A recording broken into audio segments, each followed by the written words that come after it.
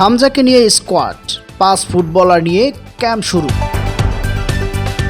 সাধারণত ক্যাম্প শুরুর আগেই খেলোয়াড় তালিকা ঘোষণা করে বাংলাদেশ ফুটবল ফেডারেশন বাফুফে। এবার সেটা করেনি।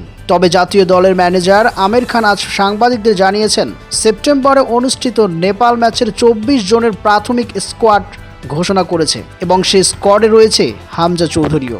যদিও হামজাকে তখন পাওয়া যাবে কিনা তা এখনও নিশ্চিত নয় বাফুফে। তবে বাফুফে চেষ্টা করছে তাকে নিয়ে মাঠে নামতে। আমির বলেছেন, কোচের 24 জনের প্রাথমিক তালিকা হামজায় আছেন। এরই মধ্যে তার ক্লাব লেস্টার সিটিকে চিঠি দেওয়া হয়েছে। হামজাকে সেপ্টেম্বর উইন্ডোতে খেলানোর জন্য তার ক্লাবের সঙ্গে ফেডারেশনের আলোচনা চলমান। 6 ও 9 সেপ্টেম্বর কাঠমান্ডুর দোসরত স্টেডিয়ামে নেপালের সঙ্গে 2টি ম্যাচ খেলবে বাংলাদেশ দল। ফিফা র্যাঙ্কিংয়ে নেপাল আছে 176 নম্বরে, বাংলাদেশ 184 নম্বরে। বাংলাদেশ ও নেপাল দুই দেশীয় এশিয়ান কাপের বাছাই পর্ব সামনে রেখে ম্যাচ দুটি খেলবে। সেই 2 ম্যাচ সামনে রেখে প্রস্তুতি ক্যাম্প শুরু হয়েছে আজ।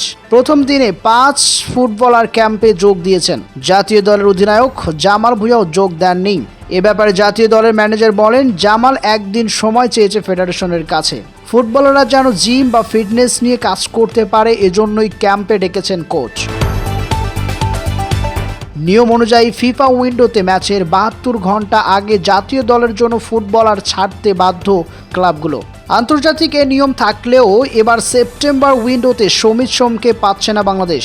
আমির জানিয়েছেন, সেপ্টেম্বরে ক্লাবের হয়ে ম্যাচ আছে সমিতের, সেজন্য তিনি প্রাথমিক তালিকায় নেই। অক্টোবরে হোম অ্যান্ড অ্যাডোয়াতে হংকংয়ের বিপক্ষে এশিয়ান কাপ বাছাইয়ের 3য় রাউন্ডে 2টি ম্যাচ খেলবে বাংলাদেশ ফুটবল দল। 9 অক্টোবর জাতীয় স্টেডিয়ামে আর 14 অক্টোবর হংকংয়ের মাঠে হবে ম্যাচ দুটি।